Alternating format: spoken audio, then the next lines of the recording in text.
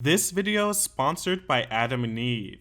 You can use code HONEST for 50% off one item plus free shipping in the US and Canada. Some exclusions may apply.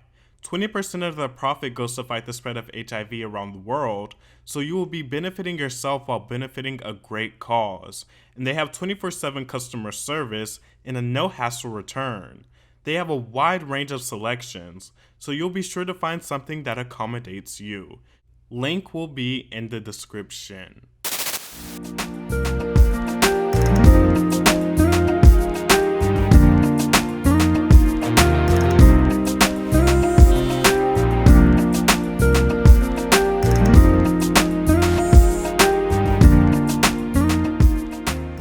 The Velvet Rope is not only one of Janet Jackson's best albums, it's one of the best albums to come out of the 90s in any genre.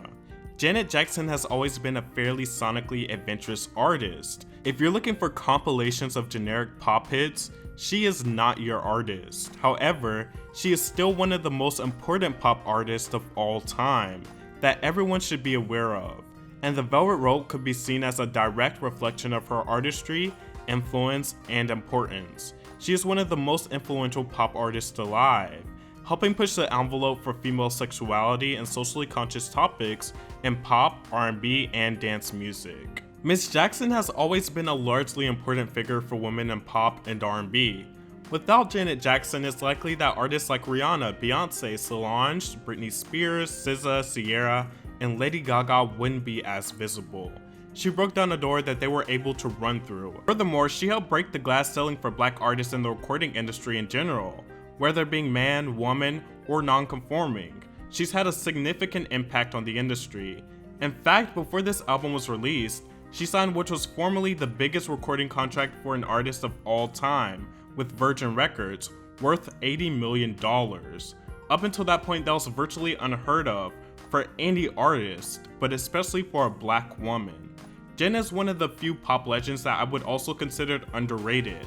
Janet Jackson's legacy has gone understated for the past decade or so, and was almost essentially erased from history because of the 2004 Super Bowl halftime show, where she had a nip slip, which famously inspired the creation of YouTube. But it wasn't such a gracious moment in her career. The backlash from Nipplegate was insane, extremely overblown, and basically a career damager for the icon who had unmatched and steady success throughout the years up until that point.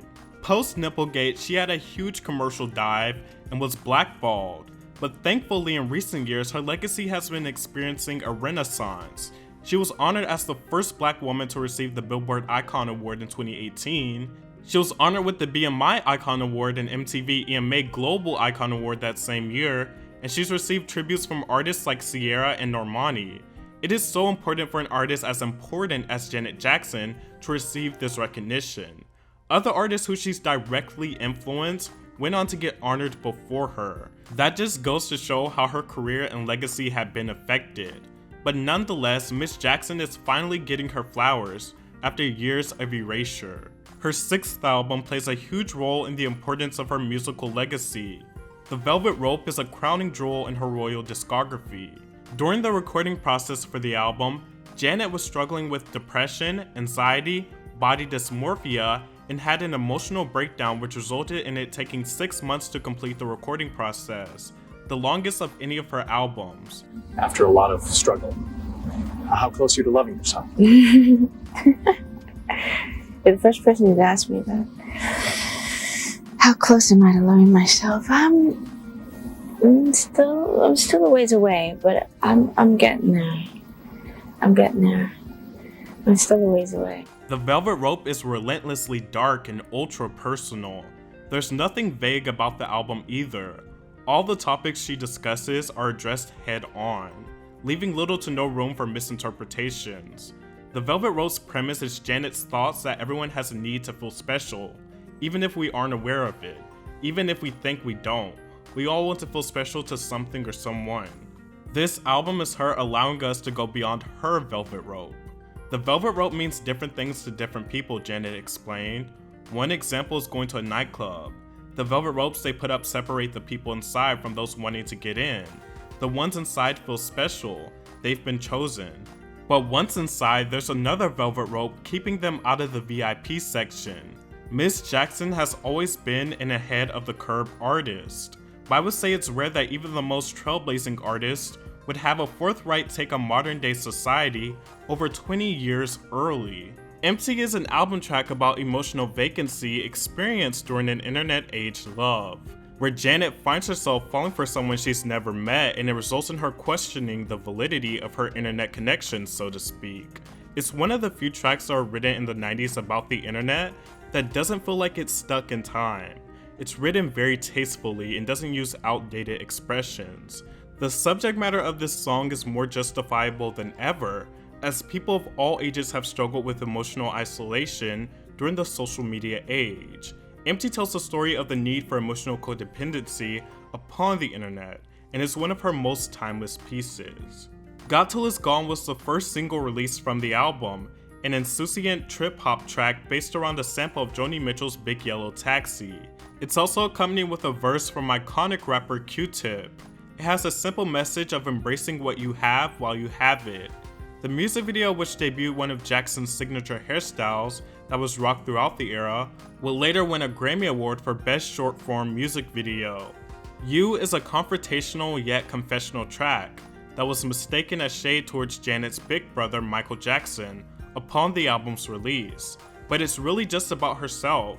She calls herself out for her hypocrisy and not being true to herself. You gotta mean what you say, you gotta say what you mean. Unsurprisingly, because Janet is a woman, or surprisingly due to the actual content and context of the Velvet Rope, it did get quite a lot of backlash for songs like Go Deep, Speakerphone Interlude, Rope Burn, and My Need, which are all quite sexual. The biggest misconception with that is people are totally saying all this S&M bondage. That's not what I'm into at all. Right. I think there's with everything that I've ever spoken about when it comes to that, even on the Janet album, I think there's a way to be very sensual and very sexy. And not to say that there's anything wrong with that if someone is into that, but that's not what I'm into. I think there's nothing wrong with a blindfold or having your wrist bound while you're anticipating your lover's every move. And that can be very sensual, very sexy. It doesn't have to be something that's painful or I guess frightening in a way, but yet pleasurable in a way, which that's not what I'm into. But the sensual, more sensual side of it, like I just explained, that's what I enjoy. And that's what I think one of the biggest misconceptions for doing the song Rope Burn. Right. Yeah. And quite a few of the tracks listed featuring Janet moaning in an intense sexual manner. Outside of simply embracing her sexuality, she explores it, specifically on Tonight's the Night, a cover of Rod Stewart's 1976 track. She begins the track by saying, "This is just between me, you, and you," which made the media speculate about her sexuality and sexual experiences. Free Zone can be seen as an embrace of the LGBTQ community, with chants of "Let's get free" throughout the song. She tells the story of lesbian and gay love. One rule, no rules. One love, free zone. One of the standout tracks on the album and one of the biggest hits of Janet's career, Together Again, was written for a friend she had lost to AIDS. Instead of being sad and dreary, the song takes a more uplifting approach, a dance pop song perfectly crafted. It went on to top the charts for 2 weeks. I Get Lonely is one of the most important R&B tracks from the 90s, setting the stage for what was to come for R&B. It wouldn't be the first time Miss Jackson set the stage for what was to come. Her 1986 album Control was noted for cultivating the New Jack Swing movement. Janet's angriest and most transparent song on the album comes with What About, a rock-inspired song that details her domestic abuse. "What about the times you yelled at me? What about the times I cried?" she passionately sang. "You wouldn't even hold me. What about those things? What about that? What about that?"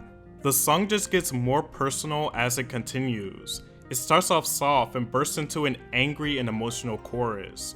The ending of the album is filled with lush, soft ballads like Every Time, Anything, and Special, the latter concluding the album with Janet seemingly achieving the peace and need of feeling special that she desperately desired by dealing with her past issues throughout the album.